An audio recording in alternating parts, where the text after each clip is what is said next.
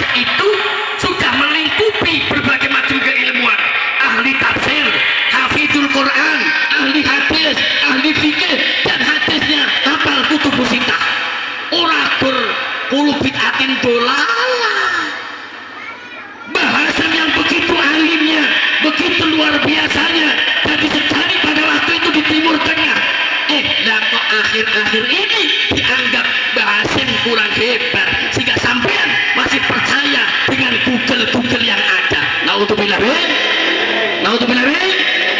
tetap yakin Hasyim Asy'ari orang yang luar biasa keilmuannya. Allahumma mula mbok ya apa tetep melok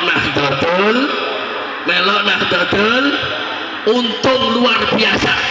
Indonesia, andekan di Indonesia ini tidak ada organisasi besar namanya Nahdlatul Ulama, maka nasibnya Indonesia sudah sama dengan nasibnya Libya, sama nasibnya Syria, sama nasibnya yang ada di Irak, sama nasibnya di Yaman Selatan.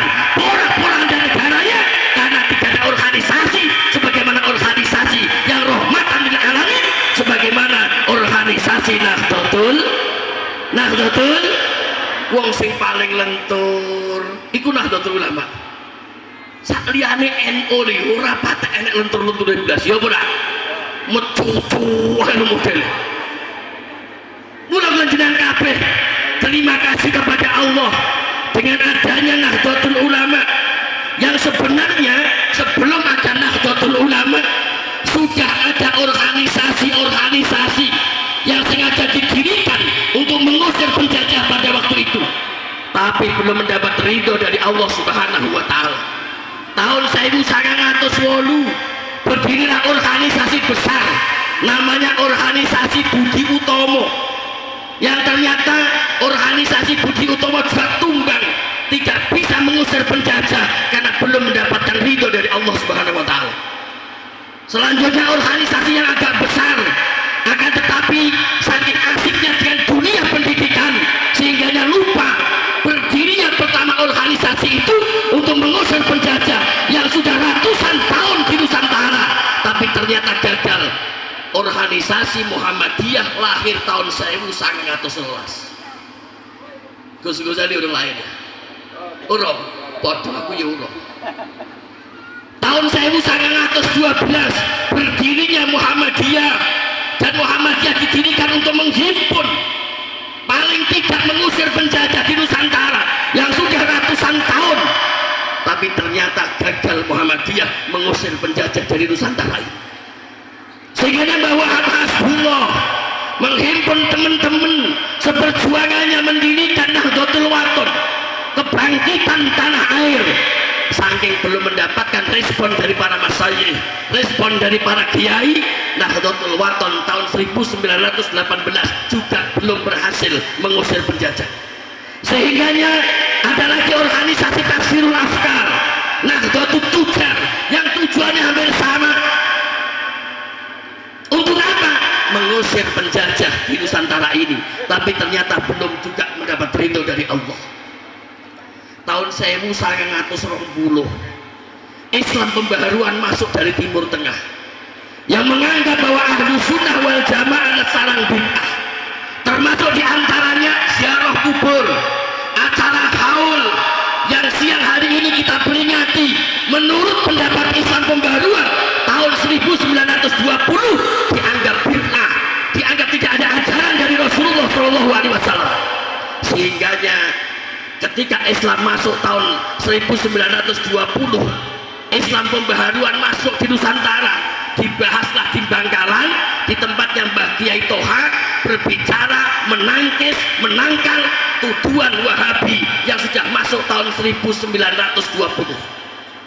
Dipimpin langsung oleh Hadratus Syekh Hasyim Asy'ari, Mbah Wahab Hasbullah, Mbah Bisri Sansuri, Mbah Ridwan Abdullah, Mbah Hasan Genggong, Mbah Nawawi Ngrongge, dan ditambah lagi Mbah As'ad Samsul Arifin Situbondo, dan dihadiri oleh Mbah Abbas Buntet. Dimusyawarahkan di Bangkalan di tempatnya bagi Toha, membahas tentang tuduhan bahwa ahlu sunnah wal jamaah itu sarang bid'ah, kata mereka. Selesai tahun 1920, sehingganya terketuklah sang maha guru Syekhuna wa murabbi ruhina Mbah Kiai Khalil bin Abdul Latif Bangkalan, sehingganya mengundang santrinya yang bernama Mbah Kiai As'ad Samsul Arifin. Cong rene Mbah As'ad ditimbali kali guru teng Bangkalan, lajeng dipun titipi pertama di tahun 1924 Mbah Khalil Bangkalan nitipi teken dateng Kiai As'ad supaya dibawakan Jombang diwehno dateng Mbah Hasim As'ad. Di tahun yang sama tahun 1924 kalau tak cerita NU ya bagaimana NU mesti tekan hall masalahnya gitu ya.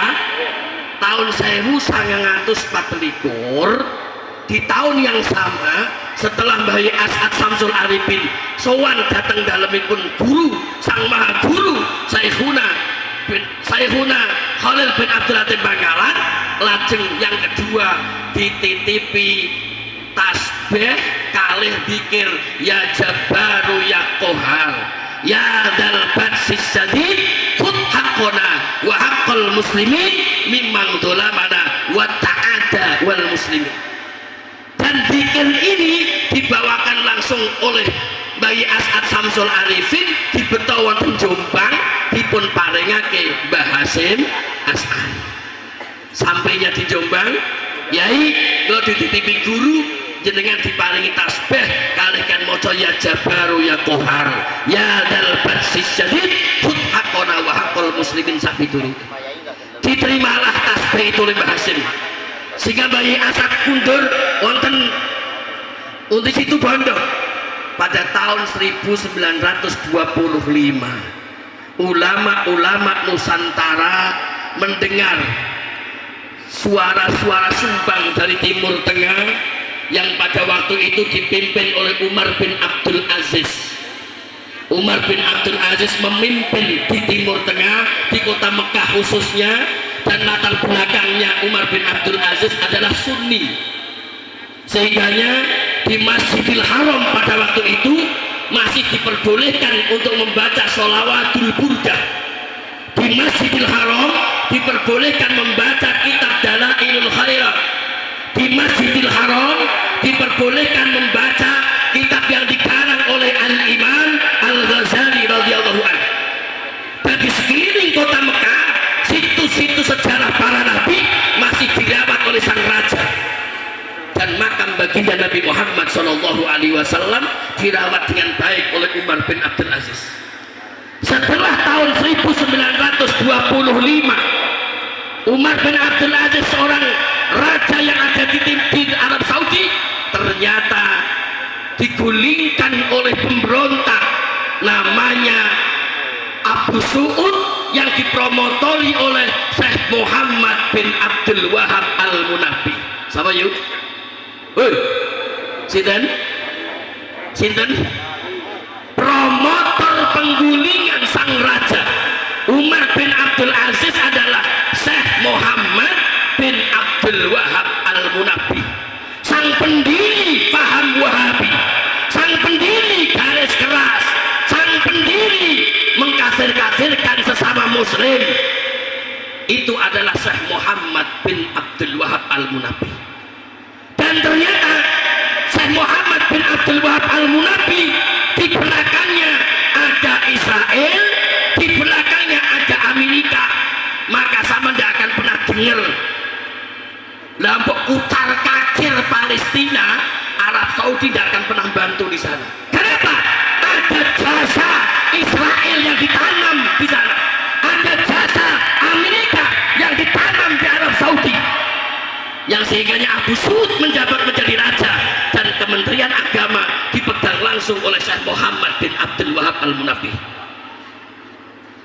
Setelah kota Mekah dipimpin oleh Abu Su'ud, di Menteri Agama oleh Syekh Muhammad bin Abdul Wahab Al-Munabi, maka terbaliklah acara yang ada di sana. Yang tadinya Masjidil Haram diperbolehkan untuk membaca Maulidul Burdah, setelah Abu Su'ud menjabat menjadi raja, Menteri Agamanya Syekh Muhammad bin Abdul Wahab Al-Munabi, maka dilaranglah Maulid Burdah dibaca di Masjidil Haram. Kitab yang dikarang oleh Abu Hamid Muhammad bin Muhammad Al-Ghazali. Itu Ghazali gue lo ya. Itu Ghazali mereka.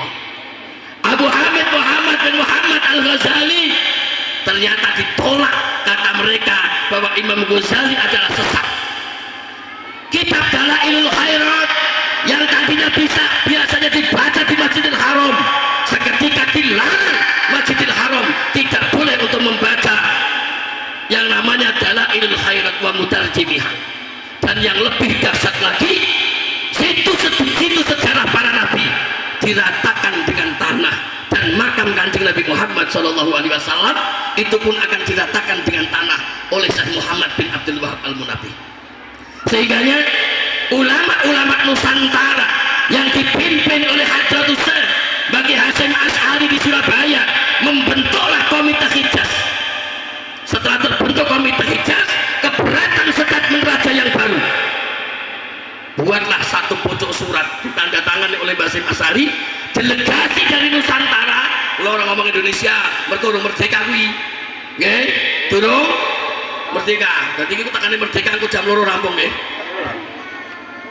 Delegasi dari Nusantara namanya Mbah Kiai Abdul Wahab.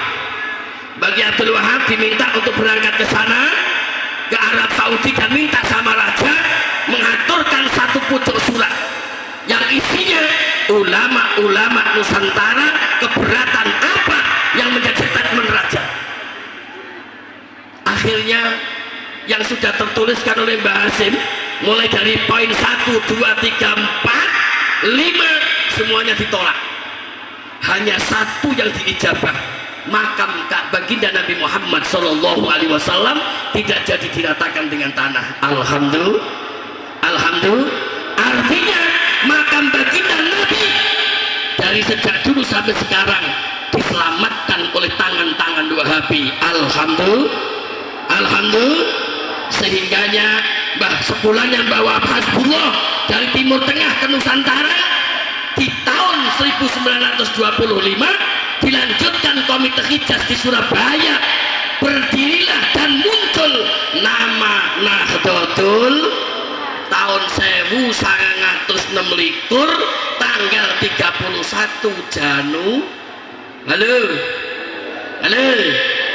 tanggal 31 Januari tahun 1926 berdirilah organisasi besar. Kenapa saya bilang besar? Karena NU bukan cuma di Indonesia, tapi sekarang 21 negara ikut Nahdlatul yang luar biasa. Dulu banyak orang-orang yang jadi ulama Indonesia yang berguru di Mesir, sekarang terbalik, ulama-ulama Mesir berguru di Indonesia tentang toleransi, dan ulama Mesir berguru di PBNU, pengurus besar Nahdlatul. Siapa kita?